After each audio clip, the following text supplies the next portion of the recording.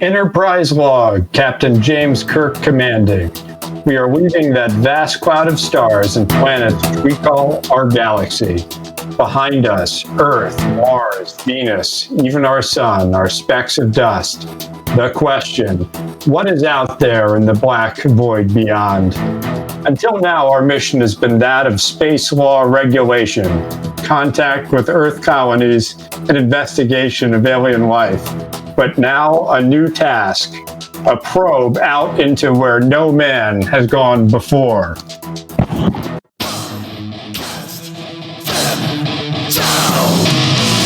Welcome to Podcast Them Down. I'm Tim Regan from U.S. power metal band Burning Shadows, Fade to Black Metallica tribute, Dual-Violin folk metal band ISENMOR, and recently vacated Graves True Zombie Metal. Be sure to subscribe, like, or follow. And now, on with the show. All right, still says U.S. power metal, even though it should say American power metal, as previously discussed. I am here once again with Matt and Doug, and once again, they have watched another episode of Star Trek, the original series, and I have not watched it. So, you guys go ahead. I'm going to eat these cookies. Hello, Metal Nation. Oh, fudge cookies. Out of respect for your time and discerning taste, we are doing things a little differently today, both to take our own biases out of this process and to give you the metal opinion and then a broader quality measure. And so our own biases don't seep into how we assess this. We're actually going to assess in each of those measures every single segment of the episode. These episodes are 4 acts, counting the teaser. So we're going to talk about each act, give you a score for each act, a metal score, a quality score, and then when all the counting is done, we'll see where we land. And you can make an entertainment choice. Now, I know a lot of you are thinking, one of your favorite features from the Charlie X episode was the fact that Tim gave a review, even though he had not seen the episode. Well, don't worry, we've kept that, and that will be incorporated into the metric. So if you're thinking, I haven't, we wanted an opinion so unbiased that it's the opinion of someone who hasn't even watched the episode. So I'm going to go out on a limb and say this is the most objective Star Trek rating ever. Oh, wow. Yeah, yep. and that's before the metal variable is put in there, the metal measure. So we're really excited about this process and the analytical value. All right, so to kick off, we're talking about Where No Man Has Gone Before. This is the 3rd episode to air. It was filmed as the 2nd pilot. What you heard at the very beginning was the very original narration that appeared in the NBC pilot cut of the episode. So to jump in, we get a teaser, and I'm trying to remember the teaser. Well, first of all, Kirk's narration here is interesting, Matt. I guess just to describe, the Enterprise comes upon an unknown object into space. The decision is made to utilize the tractor beam to pull it over. Then they beam it on board the Enterprise and assess.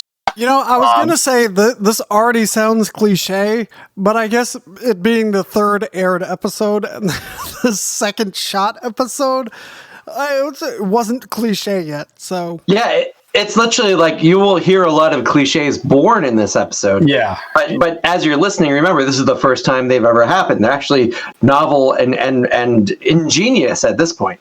It's like watching that. Have you ever seen The Great Outdoors, the Dan Aykroyd movie? Yes, I love that movie. That every I don't know, like Vacation at the Lake movie has been based on, and it's just like it's so predictable, but it's only predictable because everyone else ripped it off. So right, like the love affair with the townie girl and the bear and and Dan Aykroyd being a dick. Like, none of these have happened until that episode. Now they happen all the time. Yeah, and just to give the few who aren't familiar with the backstory here a little bit more context, there was an original pilot made called The Cage that starred someone that wasn't William Shatner. Jeffrey Hunter. Jeffrey Hunter in the Pike role, played so much better by Bruce Greenwood and his hair in the Kelvin timeline. So NBC didn't like The Cage. They thought it was too cerebral. It was really cerebral. Literally, actually. Yeah. Yeah, they're big brain guys. Have we done that one? No. We will do a version of it at the very least. So I believe in the second or third season they ran out of money. So they did another TV first. They had like a clip show, but the show basically showed the former episode. So it was just some framing like, I wonder what's gonna happen. And then they have it. That's the episode where Captain Pike, because I don't think they could get the same actor or something happened. He's paralyzed and is in the giant black wheelchair with the beep beep for yes and beep beep for no. So wait a minute. Well, that wasn't from Family Guy or South Park or whatever. No, that was ripped off from they borrowed it. Yeah. Yes. Consciously. I guess you're right. It's very Davros-like, come to think of it. Although it predates Davros too, because Davros isn't until the 80s. So everybody's ripping off this horrible wheelchair. Davros would have been, it does predate Davros. Yeah. And I think, we'll find out, I think that's the first space trial episode. A tried and true. There might be that one first. Yeah. This is the middle of season 1 where this comes out, because, and this was actually literally the script. Well, number one, it was one of the few scripts Gene Roddenberry actually wrote. And he said it was the thing he was most proud of. And I think it was nominated for, Hugo. Maybe. We'll see. I don't like The Cage. I don't remember the Menagerie as well. But anyway, NBC made the unprecedented decision. They saw this wagon train to the stars premise, this humanistic science fiction thing fit in their vision, and it also fit into RCA's objective of selling color televisions. So they made the unprecedented decision to do a second pilot, which is no less cerebral, but has a crackling action. And, I'm going to disagree, Doug. It's less cerebral than The Cage. It is very much giving the network creeps what they wanted. It's much more exciting. And we should also point out that, the viewer's experience. So as we remember from last time, episode 2 of Star Trek was an episode in which they watched someone deal with the problems of turning into a god. And so in this episode, the third episode, they will now watch someone, at least one person, come to grips with the problems of becoming a god. So as you can tell, this is something that 60s audiences really like to grapple with, or is the only idea Gene Roddenberry had. Yeah, and which we'll come back to that, but it in some ways is. There were very few things he had firm positions on, but God images and fake deities being one of them. But let's get to this teaser, because we're gonna have to start shitting out some scores here. So the teaser's interesting. The narration, the captain's narration, talks about the Enterprise's intent to probe outside the galaxy. Yeah. And they do leave the galaxy here, and I guess it's the first experience of the galactic barrier. But we'll talk about that in the appropriate segment. We open with Kirk and Spock playing three-dimensional chess for the first time, and Shatner is totally on point from the very first second. Leonard Nimoy is not quite there yet, and this is a very kind of oriental cliche Spock. Irritating. Ah, yes, one of your Earth emotions. Yeah, he doesn't quite have the character yet. He's more stilted.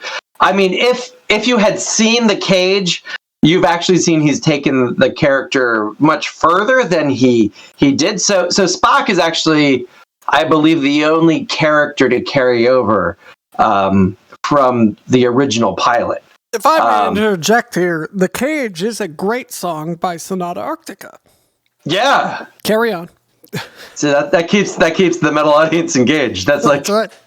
That's like when they had to write Trump's name in the middle of the PDBs. We keep reading it. Also, Cage the band, good vocalist. All right, go ahead. And also Johnny Cage, known fighter in Mortal Kombat. That's right. Have you watched the new Mortal Kombat? I have. It's really good. You had time watching all this Star Trek stuff. All the Mortal. This is another episode, but all the Mortal Kombat nerds hate it. I liked it. Well, I probably like it too. You know, it looks good. Anyway, so you were talking about Sonata Arctica or something?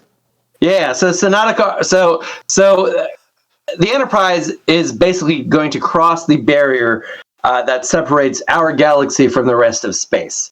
As I'm sure many of our astronomer friends know, there is a pink wavering barrier that keeps our galaxy together.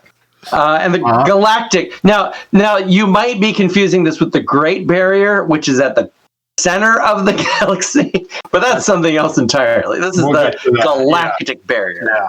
We'll get to that later. So they're puzzled. So they're playing their three-dimensional chess, and Kirk is spot on, and Spock's not quite right. But they get an alert from the bridge that they're receiving a distress call, which itself is strange because, as far as they know, they're the furthest out that any Earth ship has ever gone. They're literally where no man has gone before. Yeah, they have they know it's a human ship, and they have no idea. I think that they may know it's from the Valiant at this point, or a very old ship, and they don't. It's a shock to them that someone might have made it out this far 200 years earlier. So Kirk, what year would that be? You know, like 2021 something or other.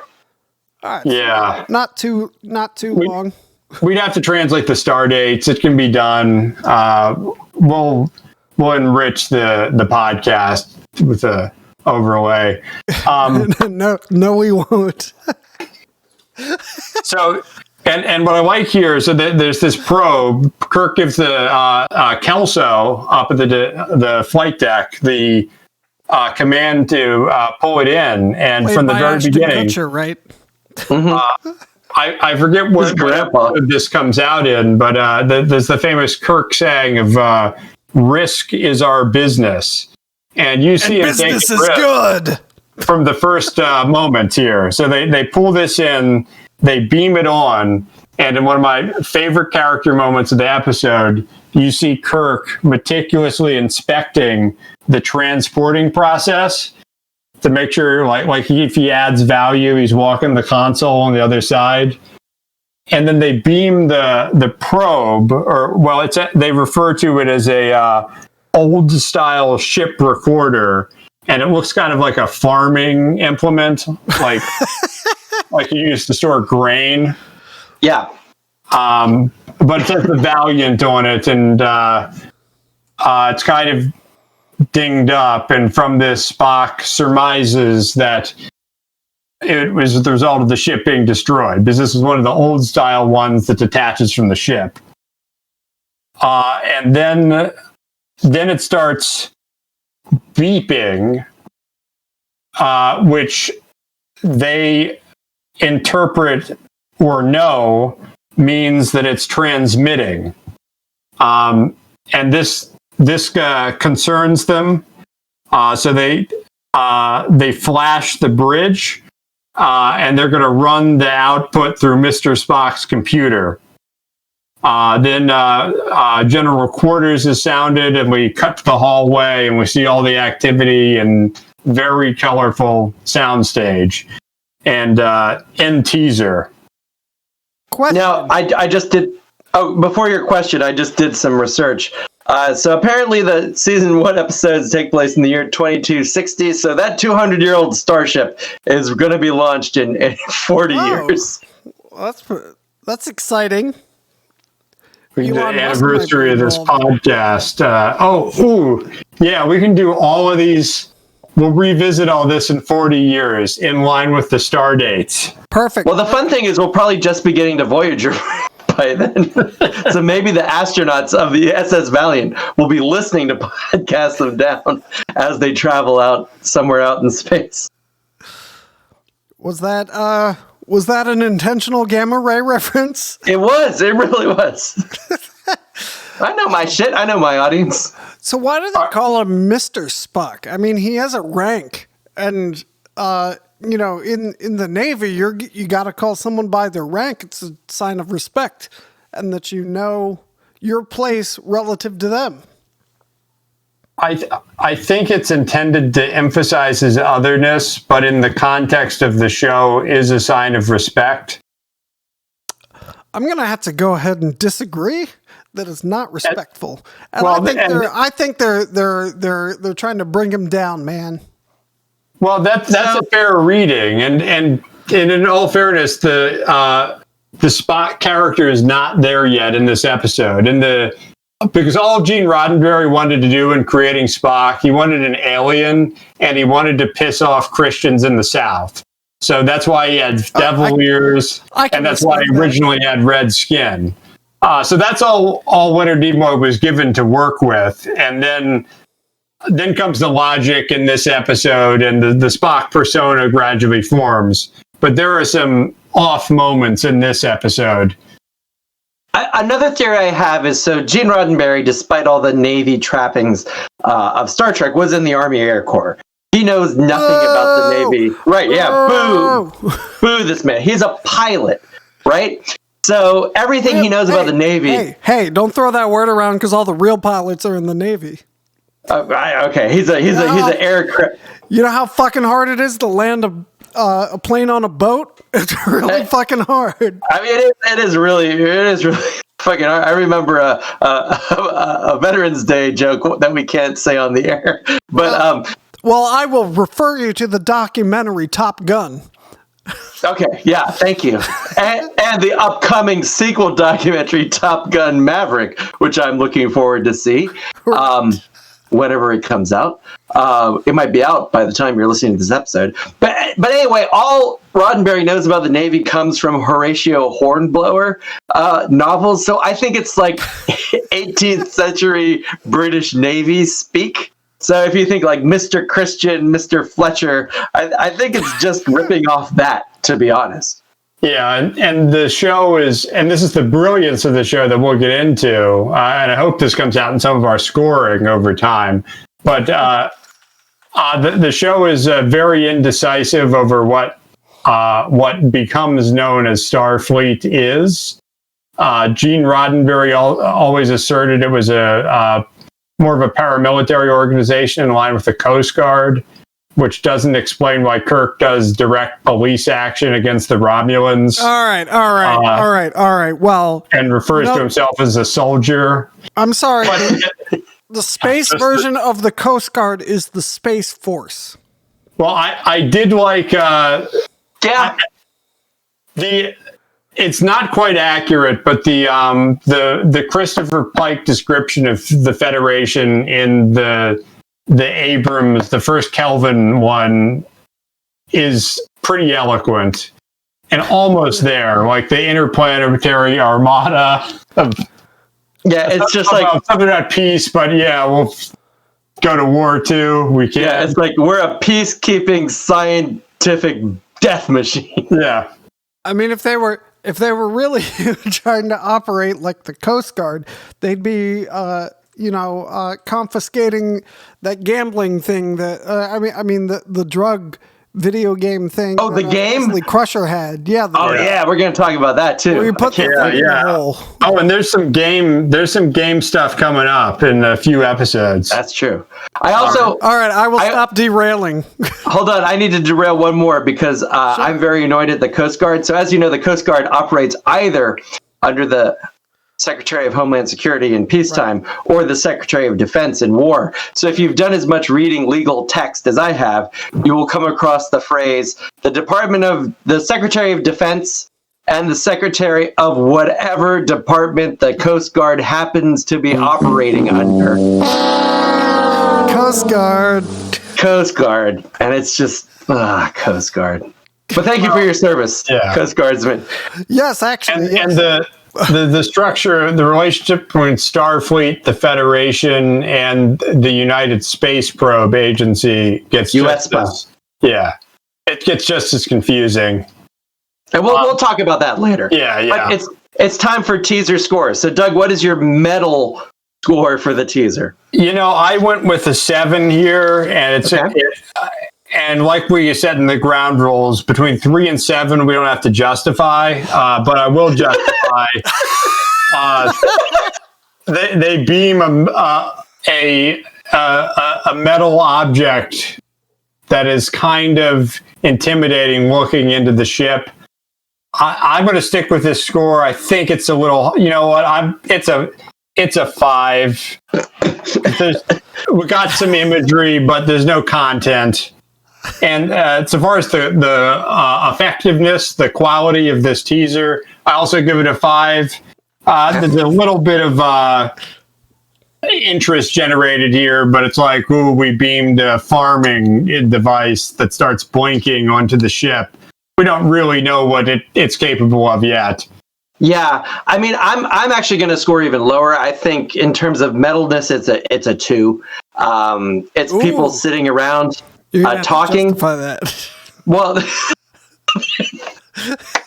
see, I know the rules. It's people sitting around talking. Nothing really happens. The most exciting thing that happens is a little light starts blinking on a trash can, and people start freaking out. And for some reason, that starts at general quarters, which I don't understand because they know they're beaming aboard a data probe, and when it starts transmitting data, everyone flips the fuck out. I mean, that's literally what it is. They even say, well, it's an old recorder probe or something of that sense. In quality, it's a 5. Doug is right there. It's average. It's not bad. It's not great. It's interesting. I'm going to continue watching past the teaser. All right. Well, for the metal score, I'm going to go ahead and give it an 8 because they found something and it fucking did something. And that's pretty fucking awesome. There were lasers, potentially. No lasers. There was a light. You don't know if it was a laser or not. I suppose it could have been a laser. There's a tractor beam that we don't see. There's a tractor beam. That's a bunch of lasers. Tractors are made of metal. Let's see. It starts transmitting stuff. It could be spying on them.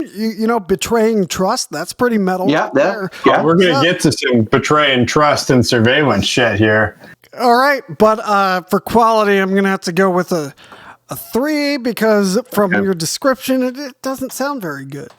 So, your mention of lasers and the tractor beam, there was one thing that before we move on, I do want to mention. So they mentioned that they're in tractor beam range, but they're not yet in visual range, which makes me wonder what sort of radiation or something, how does the tractor beam work that it's better than light at the ability to see something?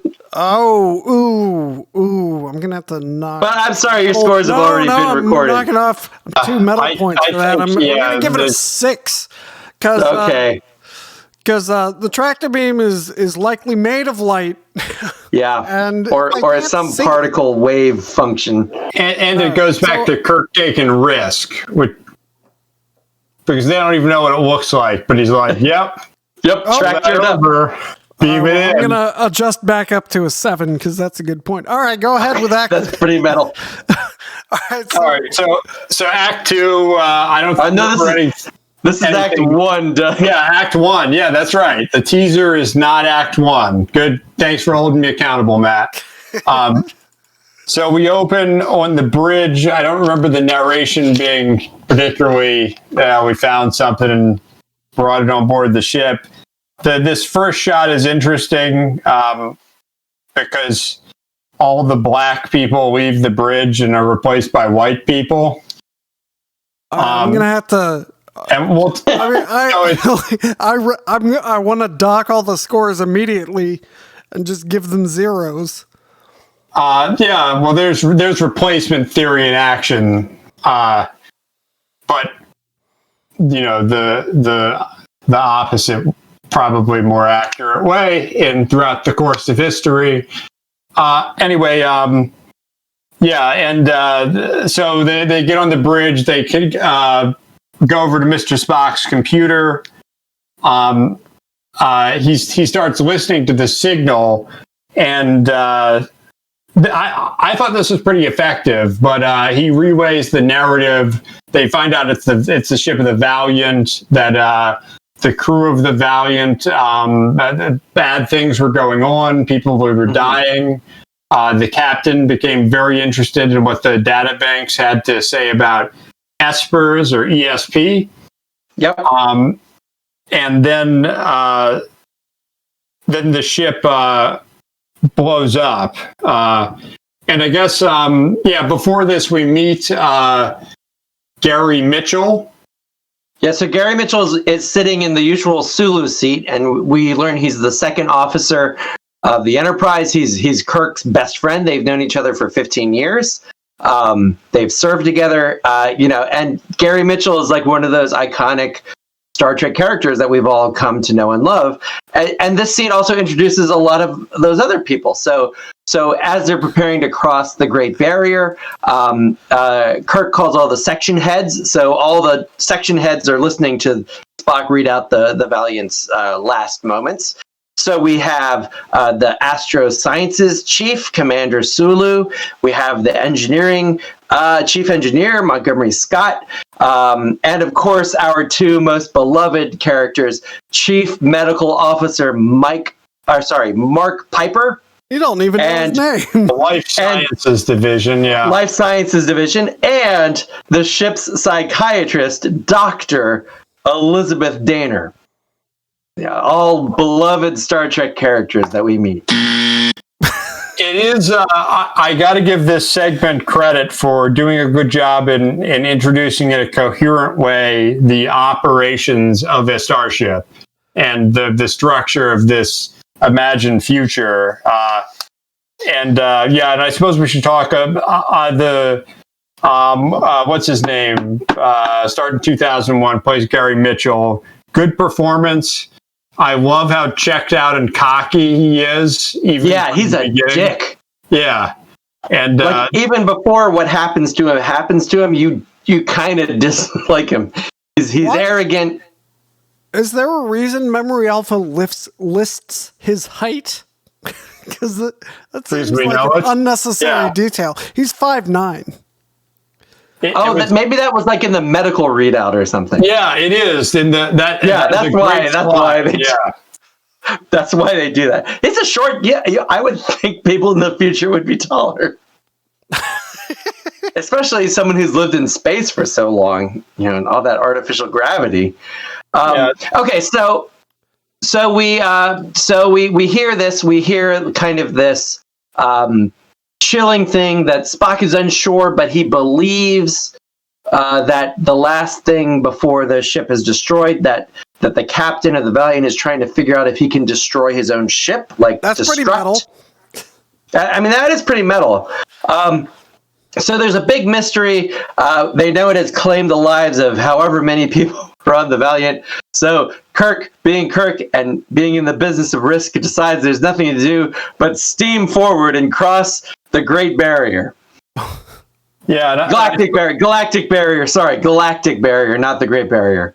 And I suppose we should touch on some of the character dynamics. So, Gary Mitchell's a dick, and then he has that exchange with the Dr. Denner, yeah, where he says she's just trying to improve the breed, and then she's like, I thought that's your thing. And then he calls her a walking refrigerator unit. Yep. Starting some tension. And then, so the ship steams the barrier. And I do love Gary Mitchell is so checked out and doesn't care.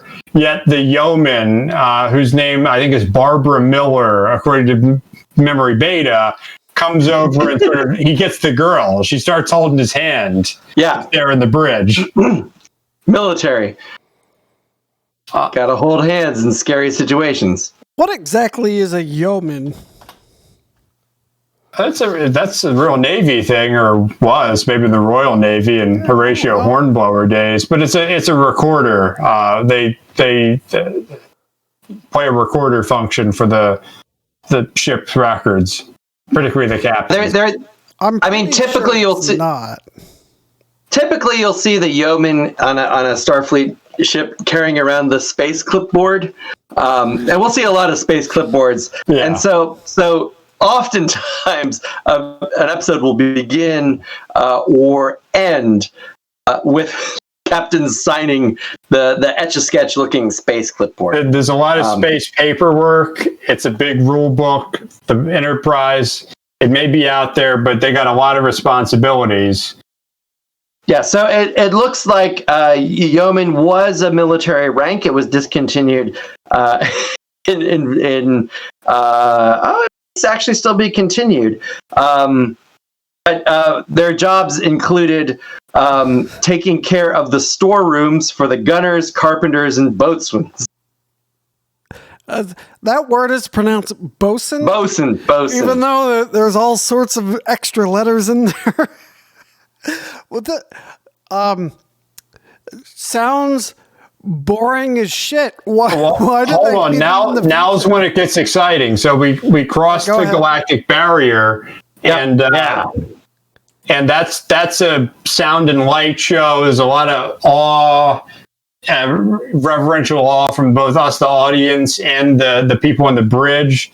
Then they approach the artifact that they're seeking, and everything just turns to shit real quickly. And Kirk's like, put the gravitation on automatic, and then stuff starts exploding.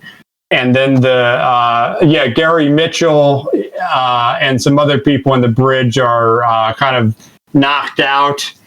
And Kirk has to dive in and take over the helm. There's a really cool photo negative effect when they hit the energy wave.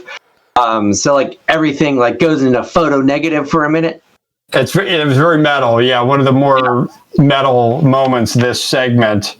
Can I interject? Because I got down to the modern Navy yeoman section, and it says today's yeoman. So this is several hundred years before Star Trek, but they perform administrative and clerical work. Their duties include protocol, naval instructions, enlisted evaluations, commission officer fitness reports, naval messages, visitors, telephone calls, mail, both conventional and... It's the most fucking boring job. Why are there so many of them on the starships? Well, it's structured a little differently in Starfleet, but some of those responsibilities are overlapping.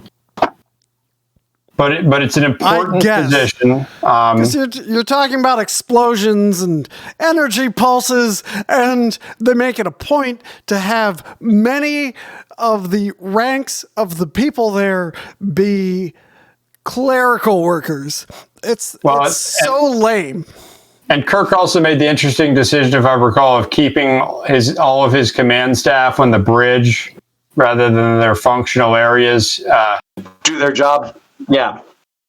But, risk is part of the business. And business is 9 good. people, when they start doing their system assessments, 9 people died, and Kirk's pretty nonchalant about it because it's just, he's a soldier. This is how it goes. And human life is meaningless. Got it.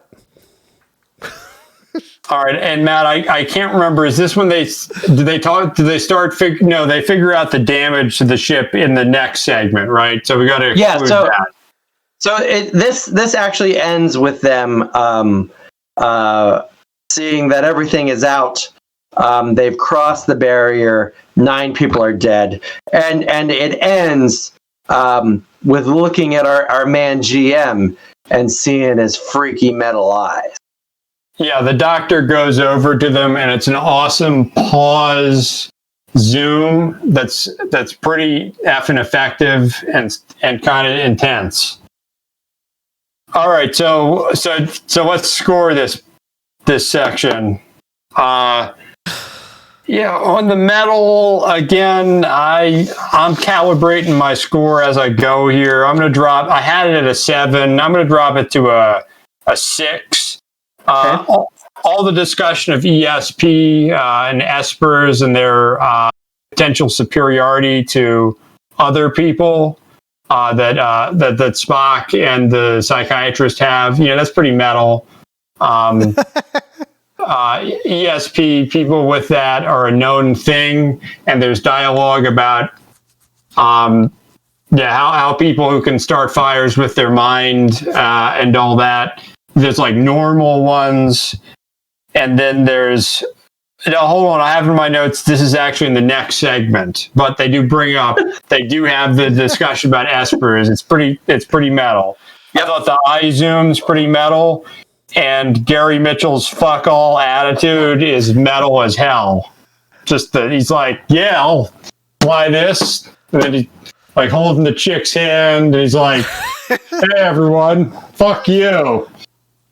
And Kirk's just like, he's my friend, he's cool.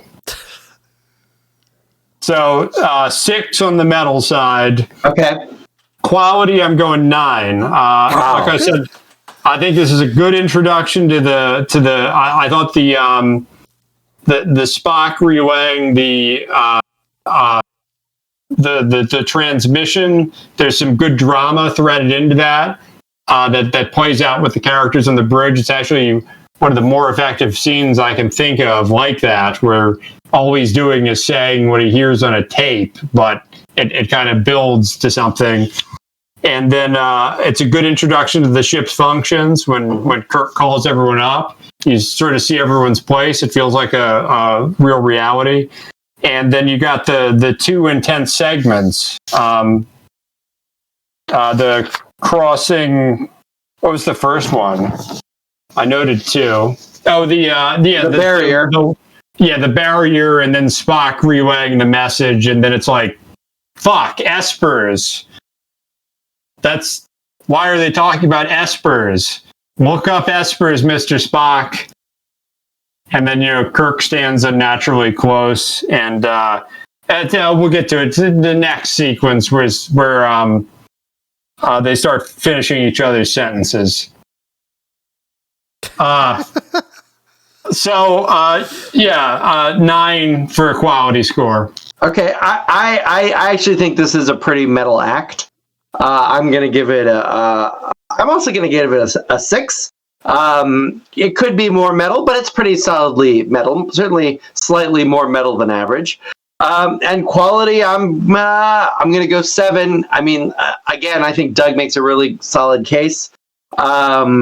It does, again, you get some strange things. For example, Spock mentions the Great Barrier or the energy field, or one of them measures on the deflectors, but not the scanners. And that just seemed unnecessary and strange to me. But pretty good. It's stronger than the teaser for sure. All right, well, both of you gave it 6s, which automatically means I give it a 6. That's like a law of metal. I will acknowledge they were reckless, which is metal. People died, which is metal. But for quality, I'm going to have to give it a 1 because... 1. Yeah, because the scene opened with racism, and then it's pretty blatant. Half the crew is there for bureaucracy. So it sounds pretty fucking awful to me. So well, I'm gonna have to. I feel like your score is mostly based on the fact that yeomans are a thing. Yeah. I will not deny that, but I'm going to stick with my 1. Because all right. And that's why we got this segmented approach, because unless Tim encounters the same issues with yeomans in the next segment, it's isolated to here. That's good. It's a firewall. Yeah. And then, and he justified it. Okay, so now we got Act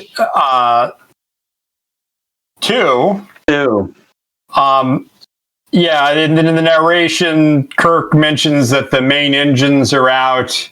They're, light years away. They're 4 years away from any Earth bases. But the overriding question is, what happened to the Valiant? Which I thought was interesting. He has a lot of faith in his crew and has his eye on the target, which is this mystery plot, and not fixing his ship. So we open with that. Then we have the... I guess that, Gary Mitchell is put in the dispensary in the life sciences functional area with Dr. Piper and the psychiatrist.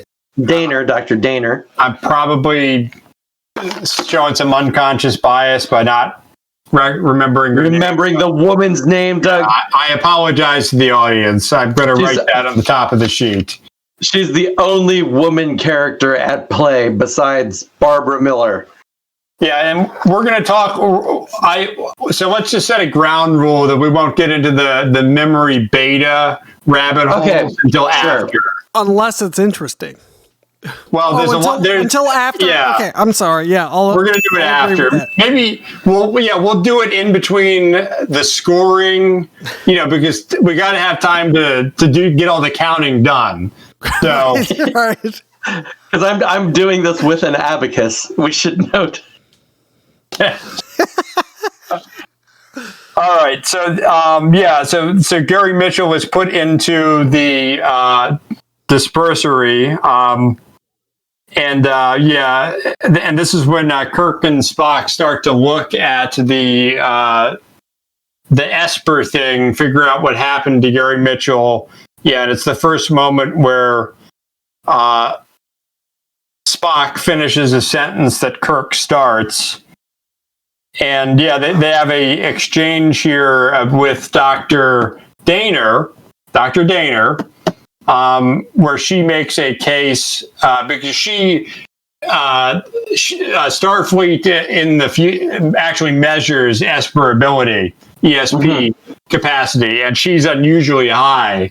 And she makes a case that there's a difference between normal ESP power and this still to her hypothetical ESP power that the Valiant seem to have encountered. Yeah. And Kirk, having this humanitarian instinct, feels one way, and then the cold Mr. Spock is like, one of these, if this shit's real, we could end up as the same place as the Valiant. So kill them. And then Kirk visits Gary Mitchell. We're not going to go down the memory the memory beta rabbit holes here. But they talk about their past. I think on Danera 4, he'd overdone in psychoactive substances and kind of compared his experiences to that.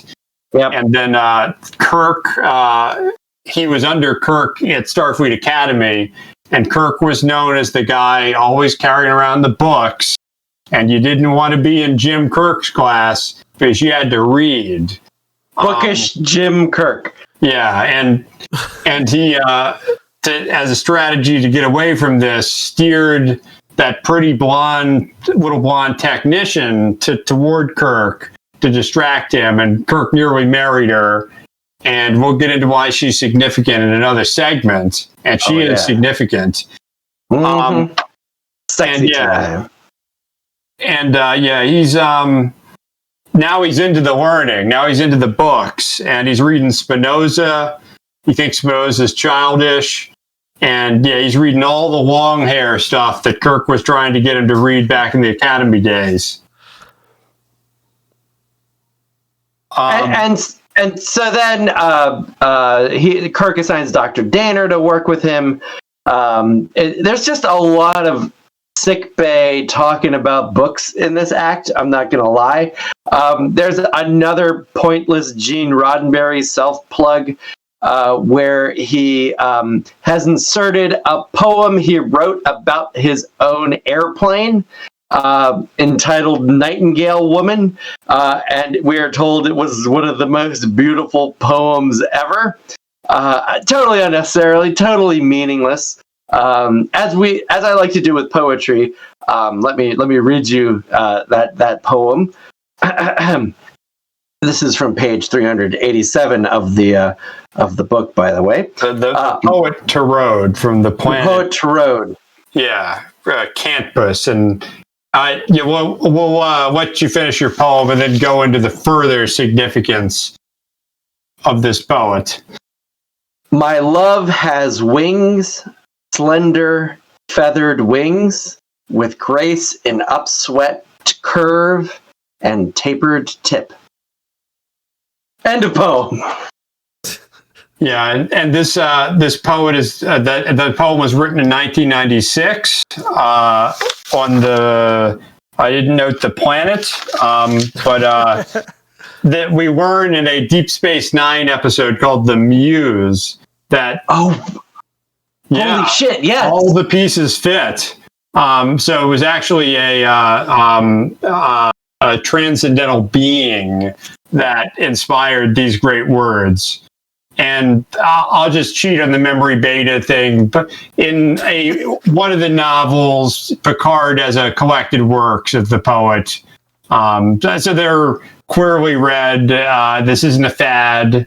100 years later, very well-known poet for that kind of beautiful writing. So then we cut to one of the first conference room scenes, and they walk. Well, no, I think this happens. Yeah, I think this happens before the surveillance part, which is interesting. But yeah, the conference room table is covered with discs. I mean, they look like Post-it notes, but they're discs. It's like walking into a conference room and it's covered in floppy disks. There are no computers. It's kind of interesting. We don't really understand how it all works. Yeah, there's plentiful space clipboards as well. Not the boxy ones we'll see later, but a much more clipboardy looking space clipboard. Yeah, and then they start talking about Gary Mitchell's transformation, because I think in the continuity they're doing surveillance. They have him under constant surveillance, and Spock and Kirk are watching everything he reads and everything he does, so they can see his the growth of the Esper ability and increasing mischievousness in his application of it. So in the conference room, they're talking about potential trajectories, with Spock again being the coldly rational one and pointing out that could endanger the whole ship. That's a starting point. And then we have Kirk's humanitarian streak. Suwoo, who is the resident math expert, chips in here and talks about his powers are increasing. It's a geometrically. Geometrically. And then fortunately, Spock is there to analyze and interpret that statement and translate it to how the actual trajectory, rather than just the pure mathematical assessment that Suwoo gave. I would argue that a geometric progression is high school math now. So in the future, that should be very well understood by members of a starship. So we also know that 80 years from now, like a 10-year-old is learning calculus. But maybe he's just really smart. Yeah, I mean, we don't learn Latin anymore, but you could argue we should. People who live on a spaceship should understand geometric growth, but I don't know. They learn about it a lot later in the Trouble with Tribbles. Maybe it's kind of like a idiocracy type future. You know, everything's dumb buttons until next generation when everything is frequency and resonance. Yeah, it's what you need to know changes once we get out there. And this small potatoes type of calculation, Mr. Spock's computer is there for that. Now, interpreting astrophysics, faster than light travel, all of that, that's what you learn in school. But anyway, they're nearby a unmanned lithium mining planet, I should say, that they can get there in subspace via impulse, subspace travel, and there's a decision point here as to whether to attempt to abandon Gary Mitchell here, and this is one of the first Kirk Spock kind of spats. Because Spock's like, I'm just being rational. I'm laying out the facts. You can kill him now, you can maroon him, or you endanger us all. Do you want to kill him now or wait till you get home? Basically, yes. Shoot me now, shoot me now. Turned into a Bugs Bunny episode. Yeah, so, then... I'll keep going, Dad. I have a question before we close out this act, but that's all. That's as far as I think. Now, fade to commercial. Okay, so one thing I want to mention about this plan is we've seen them go through the galactic barrier, and they're really happy about that. But assumingly Delta Vega, the planet they're going to drop off Gary Mitchell, is back on the other side. But we never actually see them recross the galactic barrier. Maybe it's only one way. But it could only be one way. Actually, in a later episode, we learn it is certainly not just one way, but we'll save that for later. So again, who knows if more Enterprise crewmen died on the second time, if Gary Mitchell got supercharged when they doubled back, but that's kind of unspoken. And the more I think about it, the more it bothers me. Was there just like a back door? Like, oh, we could have taken the back door through the galactic barrier. Yeah, it's clear. Or the Federation. I mean, maybe this planet was all assembled by robotics, drones, and this is technically the first starship to cross, but USPA devices. But I'm with you now. I'm lowering my score on the basis of this. I mean, they say Kirk says he will be alone. And the ore ships only visit once every 20 years. So they're at least that the only reason to bring this up is if there were people on those ore ships and saying he'll be alone for 20 years at minimum. That's true. If it were automatic ships, it would be no different than who gives a shit, right? So yeah, I mean that is a kind of problematic for me. But all right, that's Act 2. All right, Let's hear your scores. You are so not into this anymore. So on the metal side, No, I'm just waiting to give my score because I have a good one. on the metal side, we didn't really emphasize this, but it's very present in the episode enough. But there is this Orwellian surveillance, the panopticon. They're just watching everything Gary Mitchell's doing and kind of, maybe, like borderline inappropriate watching. And then there's the edification of the superior. So on the basis of those two things, so these hypothetical, I forget the exact quote that Dr. Daner says, but wouldn't something about a superior man be a superior man? Why is that a problem? So both of those two things, surveillance and edification of the superior, are very metal. So I actually give it a 7. On the quality side, I had given it an 8 because I thought it really laid out a coherent universe that already feels expansive. But Matt has pointed out this glaring issue, so I'm actually going to reduce this score to a 5. Wow. Okay. All right. I don't think this act was very metal at all. I mean, we should mention that ever since the accident, Gary Mitchell has had these weird metallic eyes, which I'm sure did like severe damage to Gary Lockwood's like physical body. But That's pretty cool. Except for that, it's mostly people talking about books. Reminiscing about lost loves, sitting at desks. So I'm going to have to give this a metal rating of 2. And even though we get lots of good exposition, it's not the most... it's a setting up act. It's laying the pieces, much like Mr. Spock's three-dimensional chess. It's laying pieces in place for our final act. So I think I have to give it a grudging 5. But mostly because of the role it plays later on than the act itself.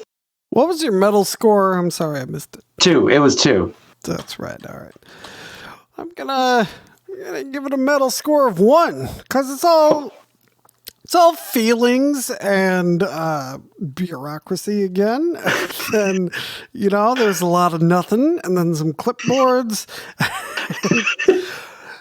For those reasons, I will also give the quality a low score of 3. Wow. I'm glad you gave a 3 so you don't have to justify it. 3 with the question mark on it. I can't figure question marks into the matrix I have here, so I'll just give it a 3. Nor can I. It doesn't, I'm hoping the end pays off. Although, I'm wondering if I should bump it up because the actor might have gotten hurt with the metal eyes. Oh, yeah, actually, they did. Oh, they did? All right. Well, I'll give a full point back on the metal score, make it a 2, and I'll give a half point back on the quality because someone suffered for it. So it's 3.5. So 3.5, which has really done amazing things to your average quality score. All right, so now we're combining the last 2 acts because one of the acts is literally like 45 seconds long. So now we're here, Doug. Everything we've been waiting for. We're combined. If you're following along on Memory Alpha, we are combining 3 and 4, right? Right. That's correct. And that's a good point, Tim. We should be pointing out to the viewers, because we can't speak to everything in these. So if they want to know the nitty gritty, Memory Alpha is a great source, and we are using that as the source of record for the act structure, unless we specifically stipulate any modifications. I mean, now that you're probably like 50 minutes into the episode, I should also point out that our breakdowns of these episodes are often longer than the episode itself, but I think they're also better. In fact, they are better. They work for Red Letter Media, so. Yeah. Here's a 7-hour review of a 30-minute episode of The Orville. Their next gen stuff's great. If you haven't watched it, yeah. Okay, so yeah, this is the Gangbusters act. I think we'll find out when we get to the scores. But yeah, so they're on Delta Vega. So this is where it's lithium, but it's a little more than lithium that they need to repopulate's not the right word. Reload the engines essentially, so they can get the warp drive and the mains back online. And we should before they beam down. This is the very first time in Star Trek that someone does the sneak behind you and hyperspray the super intelligent being with ESP. So we know that Gary Mitchell can see the future. It's hypo spray. I said hypo spray. It sounded like hyper spray, so it might have been hypo spray. It's Irish, and I would ask you to respect it. Okay, well, I mean, it is possible that I, in my enthusiasm, said hyperspray versus hypospray.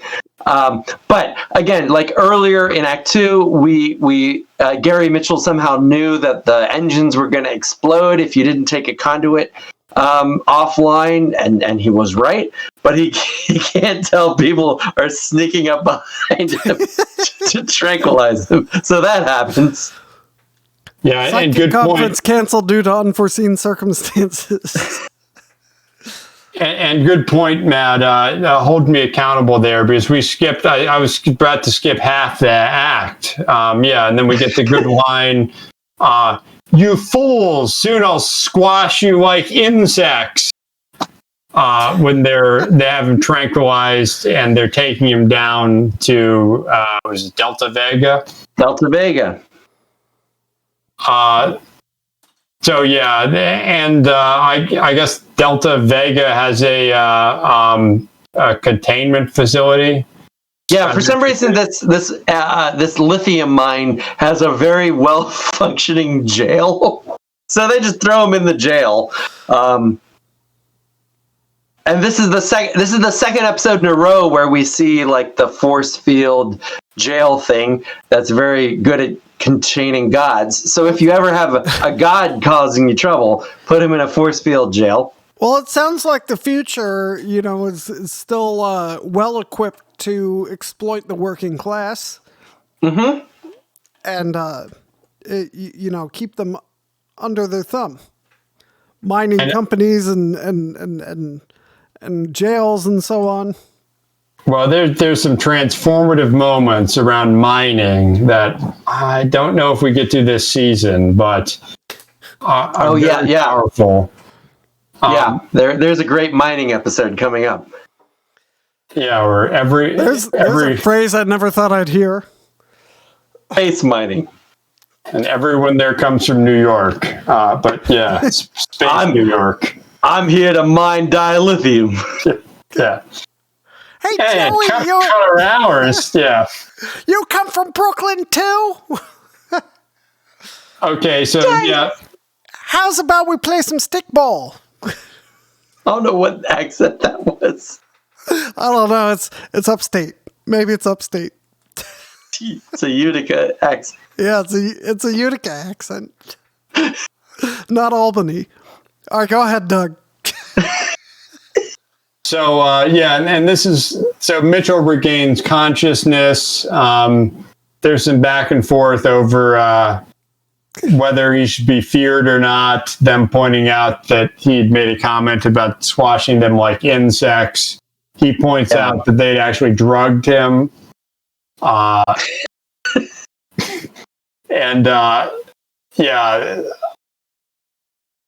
there's some dialogue on the future, whether mankind even is viable if there's a super race of espers were born. And there's some tension in the longstanding friendship and loyalty Kirk has to Mitchell, who's acting psychotic. But is his friend, and at one point, the eyes fade, and I think it's just a trick. But luckily, we have known hard-ass Commander Spock who is instructing other crew members to rig the entire planet to blow up, or at least the valley. He says, make sure you do something with the power bins so that we can blow up everything if things get bad. And he asks Mr. Scott to beam him down a phaser rifle, which will come in handy later. So there's some tension between Kirk and Spock, because Spock is really intent on killing this magical mystery person that they don't quite understand what's going on. Well, I will say, I remember the first line out of Kirk's mouth when they beam down is, set up the shit to blow this place up. So yeah, even before I mean, he's not one to be shy about command decisions, except that, or cutting it ahead a little bit. But when they're leaving the facility, he defers that decision to Ensign Kelso. He's like, if you feel it's necessary, you can blow up this planet, blow up everything. Yeah. That's just delegation. That's what good commanders do. Yeah. So so eventually, so Mitchell uses his Esper ability to. He knows that Kelso is there to blow up the facility. So he uses his Esper ability to. Oh, this is at the very end of that of this segment. Yeah. Yeah. Well, but we're combining these two. Yeah. So he's now aware of the plot. He uses his ESP ability to strangle Kelso with like a cable or something, right? Yeah. Like some machine part. He strangles Kelso. The Enterprise crew makes a very sound decision that they need to get the fuck out of there. But in the strange last-minute turn, psychiatrist Daner announces that she's staying on the planet with Gary Mitchell. And does she have freaky eyes yet, or is that later? I think we still don't see that yet. Okay, spoiler alert, she'll have freaky eyes in like 30 seconds. If you didn't want a spoiler, you shouldn't have listened to the last 40 or so seconds. Oh, okay. I think that, so the acts we're combining are acts 4 and 5. I have 3 and 4, because I only have 4 acts here. Well, the 5th act is literally that 30-second thing. So act 3 ends with... This ends with them being knocked out, right? Right. Okay, so there's another act now. Point of order. Memory Alpha only has 4 acts. Right, yeah. Well, Doug doesn't count. Doug is counting an act that's not an act. Oh, okay. My bad. Yeah, because you're right. This is I take full responsibility here because there's that extra captain's log entry and then that 30-second segment. But it is purely part of Act 4 here. Yeah. There's a mid-act thing. What a fucking shit show. I'm deducting points in this act. So then they everyone beams up except the core staff. Then we go to Act 4. But do we score Act 3 or just do we roll? Yeah, let's score Act 3 real quick. Let's keep it rolling. I'll start. Okay, yeah. Let's switch up the order. So they were ready to commit genocide. It's not genocide because he's the only person on the planet. It's just hyper murder. Okay, well, they were ready to commit murder to a degree where they were going to blow up part, if not all, of the planet. Geocide. Geocide. Yeah, it's very close. Yeah, so, I'm going to give the metalness a 9 for that alone. Wow. And then for the quality, I'm going to give it an unprecedented 5 because it sounds perfectly adequate. Yeah, I agree. It's perfectly adequate. My quality score is a 5. And actually, I really like the term geocide. And because of that, I'm giving it a middle score of 9. Wow. So this is interesting and a diverging. Yeah, I mean, there is the squashing people like insects. There is a lot of metal stuff. Yep. I guess I'm more. Oh God, yeah, and then the genocidal threats. Okay, Genocidal. And delegating it to an underling. Yeah, you can kill him if you want. That's very metal. Yeah. Okay, so it's a solid 6, and 6? then quality I give it an 8. Wow. It's you get the good Kirk Mitchell dynamics. You get to see Spock armed to the hilt. You get to see the contrast between Kirk and Spock. And the Kelso death, well, this is actually kind of more in the metal. It works in both, but it's a pretty effective little horror moment and pretty brutal. Okay. Yep. So then we get to everyone's beamed off, except they speak to the balance of the landing party. Both in the log and Kirk says that, whatever that means. It's clearly something. All this connects. I guess landing party balance is less an issue, a little later. Probably means at least one red shirt. No red shirts at all. Only. That's a good point. They're only wearing like kind of a taupe colored shirt and then a blue shirt. Those are the only shirts. There's no red shirts yet. All right. Although there are red shirts in the past 2 episodes, but not in this episode. Yeah, this is actually, you could draw a parallel between this and the motion picture uniforms. It's like those pastels. That's like that's what Roddenberry thinks we'll be wearing when he has a say. Anyway, so so what Daner and Mitchell, this is Daner is revealed to have the same eye and have the same telekinetic powers, and they escape, and in the process they knock out the remaining landing party, which consists of Kirk, Spock, and then the Doctor, who we don't see, and just comes up and is like, oh yeah, I was knocked out too, when it comes up to wake Kirk, who's actually already awake and kind of just like, and then he gets a shot. Maybe it's that stuff. Yeah. Maybe it's that stuff from the city on, the stuff they give McCoy. Oh, right. Oh, yeah, maybe. It could be. But Kirk having that special relationship with Spock and knowing that Spock will disapprove of the... Kirk knows his duty here, which is essentially to enforce the Kennedy-Johnson party line and restoration through violence. So he knows what he has to do. And he knows Spock might disapprove. So he's like, don't wake up Mr. Spock. Then Kirk takes the phaser rifle and goes to do what must be done. In the meantime, Mitchell and Daner have gone to the center of the one set and are experimenting with their telekinetic powers to grow fruit.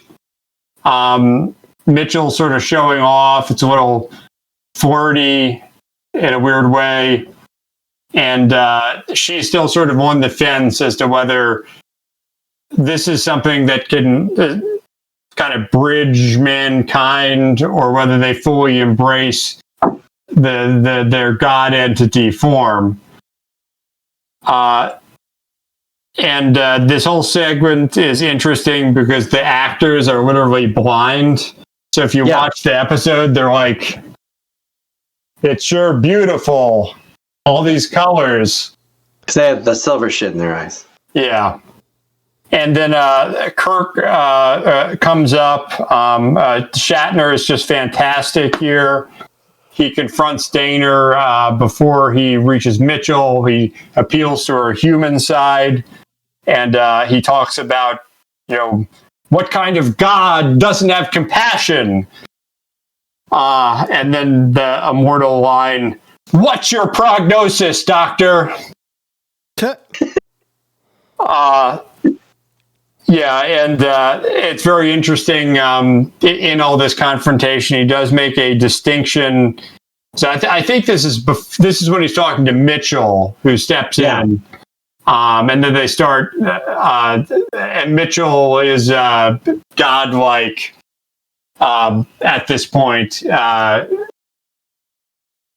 they have an exchange, and Mitchell makes Kirk pray to him. And Kirk draws a distinction either right here or right after about he clearly views praying to multiple gods as worse than praying to one. He does do that. If it was just Mitchell, that's one thing, but the two gods, that's different. And I'm trying to she uses her telekinetic powers to temporarily render Mitchell close to mortal. So so there's a few things going on. So when we see Mitchell now, he's aged a bit because we get the sense that, again, and this is sort of a Roddenberry trope, like using his god powers or somehow he's evolving past his body. His body is aging. His body is unable to contain everything that is Gary Mitchell. But Danner is not as fully gone yet as Mitchell. So seeing the way he acts and how he dug a grave for Kirk and is making him pray to him, she still has a shred of her humanity and thinks this is messed up. So she attacks Mitchell, I believe psychically, telekinetically, but anyway, that attack drains his powers and we're able to deal with gods as all gods should be dealt with, Doug. This is punching them in the face through violence, just a fucking brawl. Yep. So they go at it. This is the first time Kirk's entire shirt is ripped off in the show in the process of them having a violent fist fight. And at one point, we see, Mitchell, Matt referenced it, creates a grave and a tombstone. And this tombstone reads James R. Kirk. Yep. Which, what kind of god doesn't even get the name right? Well, is there meaning to that or not? There was debate in the restoration, the HD remaster of whether to correct the grave to the James T. Kirk we're familiar with, or whether this is actually a sign of him being a flawed god, his human origin showing, and he doesn't actually remember Kirk's name, which I think is the way to read it. Another fun thing about the tombstone is it's the star dates. So it says James R. Kirk 01277.1 to 1313.7. And yes, I know what you're thinking. Why is there a 0 in the first one and not the second one? Dunno. Nobody knows. Yeah, and anyway, so they get in a fist fight. Kirk, still having human feelings for Gary, asks him to forgive him for what Kirk has to do, must be done. Got to restore the status quo in the name of Starfleet here. And anyway, he bashes him with a rock. Yep. Until he falls into the grave. Yep. And then he pulls out the phaser rifle and no, wait. Let's let Tim predict here. So his enemy has been beaten into a grave, and now he has a phaser. This guy is proven unstoppable, right? This guy has godlike powers. You've been able to temporarily put him in a grave. And you now have a phase, not just a regular old phaser, but a phaser rifle. So what do you, as Captain Timothy Kirk, do? shoot him with the phaser rifle. I'm sorry. Give yourself a buzzer. What does he do, Doug? Give me a few. He shoots the styrofoam rocks above the grave, and this being Kirk, he can do all that math in his head. He knows exactly that enough rocks are going to land in that grave to crush Gary Mitchell to death.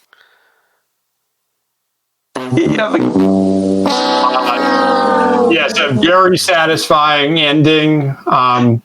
You have a phased energy beam weapon.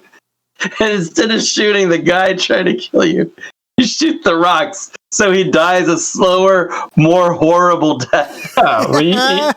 You got to set the tone for the next fake god you encounter. Yeah, that's true. That. So then the battered Kirk, with this act of restorative violence, we're past that. And he does connect with Daner briefly. She's dying. She apologizes for her actions, but talks about how Kirk has no idea what it's like to almost be God. Kirk knows that man needs no gods. At most one. Yeah. No more. Max number of gods, 1. And we'll get to a good episode where that's really remember the one, Matt, where Kirk announces man doesn't need any gods to Apollo. Yeah. And it's like we're fine with the one. And like the sort of asterisks. Yeah. That's a good line. Yeah, that's pretty great. So then he beams up, and then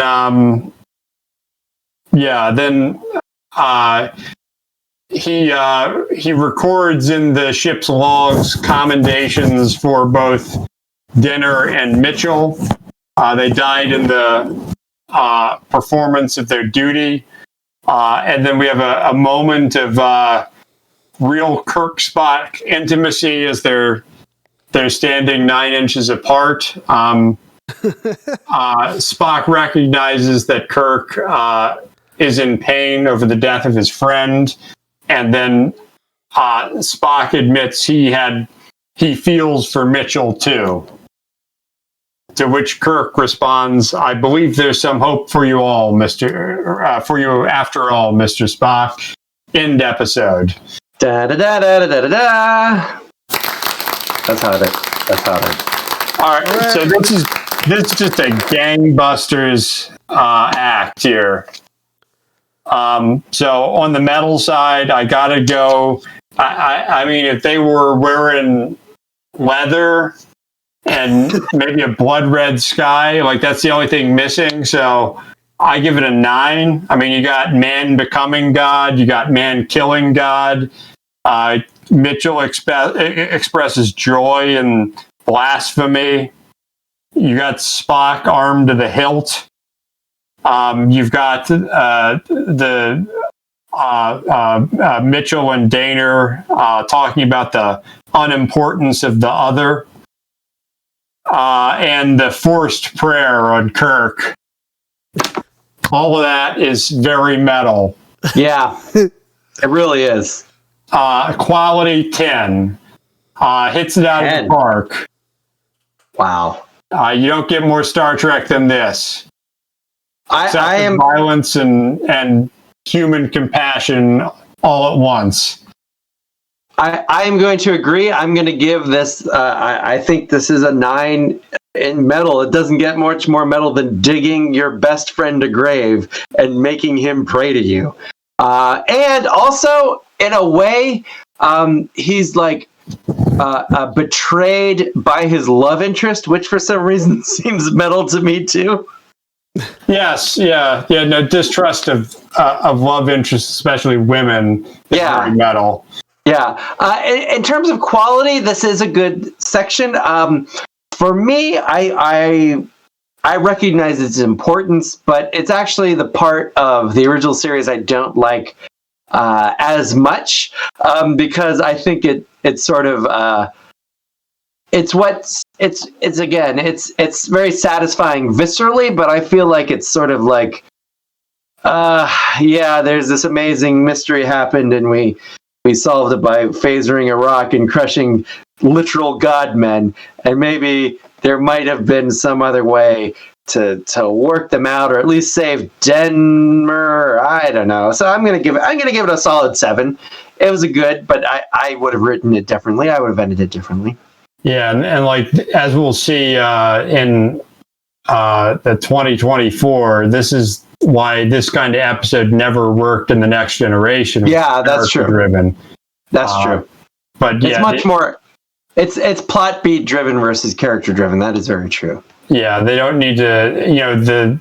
The 4-minute fist fight was just how it was here. It's just how it works. Yeah, but doesn't fly in that environment. All right, so now. Oh wait! Tim has to give his grade. Yeah. My bad, Tim. They're even more important in some. This is actually very important because I won't reveal it, but this is incredibly important right now. Well, I'm actually going to start with quality. I'm going to give it a 7. Yes. Okay.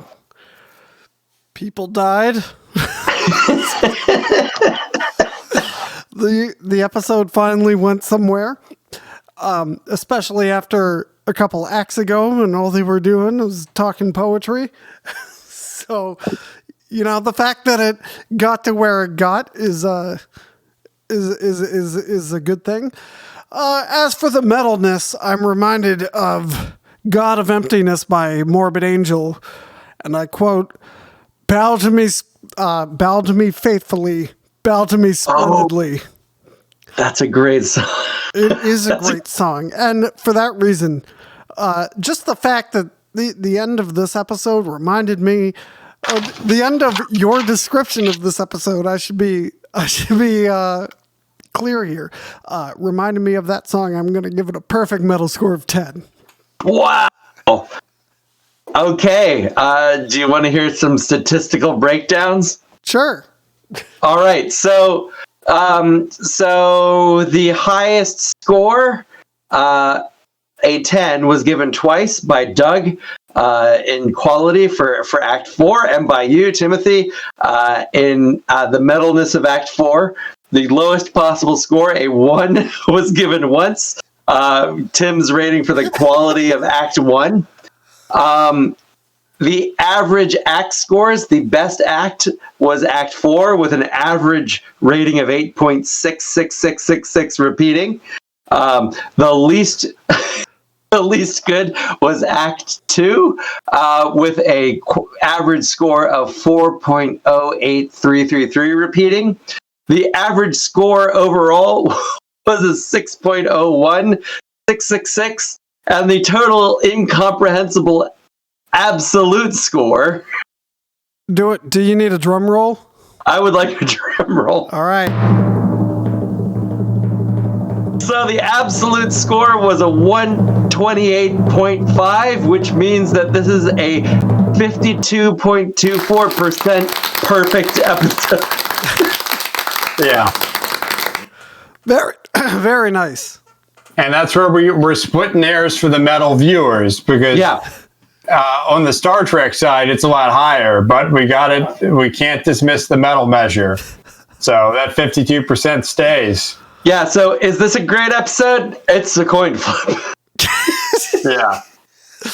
All right, did you have any closing thoughts? Well, we got to run through the memory beta stuff. All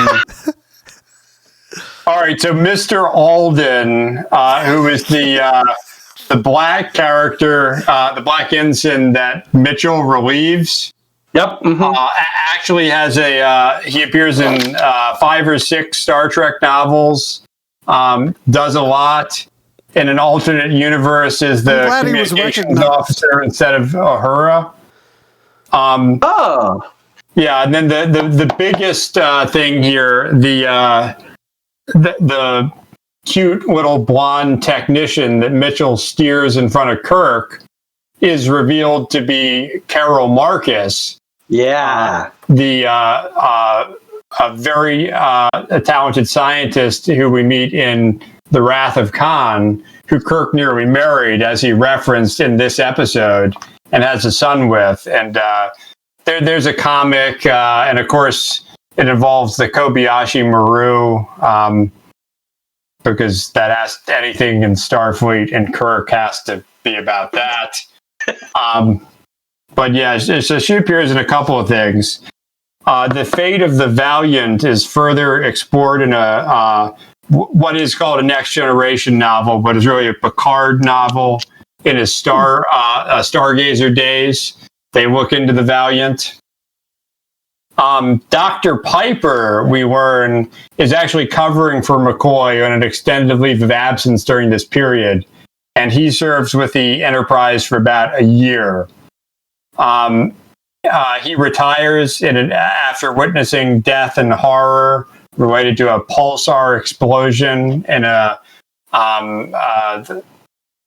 of the novels that kills a bunch of people on a planet. And then we know in another novel that by 2270, he's actually teaching at Johns Hopkins University in Baltimore. To clarify, he's a researcher. Okay. As we also know, he's not tenure track. He's professional track. It doesn't seem. I haven't read the novel. I have to be transparent, but it doesn't seem like it. But just like we actually learned from the Orville too, Baltimore is always going to be Baltimore, and he's actually murdered in December 2271, in part of a plot to frame Chekhov. So, yeah.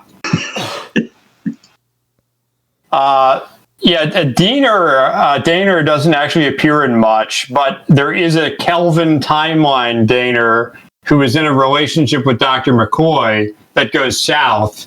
And I think a comic recreates this story, and that's why she's not in it. That's pretty good. Is she the one that he's talking about? Like she took everything but my bones. When Carl Urban has to explain his nickname on the shuttle for some reason. Yeah, I'm sure that was retconned to be, because J.J. Abrams doesn't understand what bones means in the context of 50s and 60s television. Well, or there's no expectation that the viewer possibly would. Yeah, and we talked about the poet. Yeah, and then the Kafurian apple reappears a couple of times. That Mitchell grows for Daner. And this episode actually is the highest referenced body count of Enterprise crew in a TOS episode at 12. Body count's still not on the Metal Archives. Metal Archives. If you need me to insert some blistering commentary on that, it sounds like you guys covered it, but... That'll be, I'm sure it'll be an ongoing theme. So that's where no man has gone before. See you next time for The Naked Time, and what I'm sure will be another thrilling statistical breakdown. Yeah, and this is really revealing. I think, I can't wait till we get more data points, then we can have like a chart and maybe like box and whiskers. Oh, we can do a trend analysis. Ooh, yeah. Yeah, we just, and I think that there's been some good calibration and, even some discussion if we should be calibrated, because one person's idea of metal is different from another's. Whether you got the visual or the attitude or, myth and symbolism, it's all metal. But Metal Nation, we'll see you next time. Thanks for watching Podcast Them Down TOS. Thanks for listening to Podcast Them Down. You can find Burning Shadows, ISENMOR, and recently vacated Raves on Bandcamp, as well as Facebook, along with Fade to Black Metallica Tribute and Podcast Them Down itself. Until next time, keep it metal.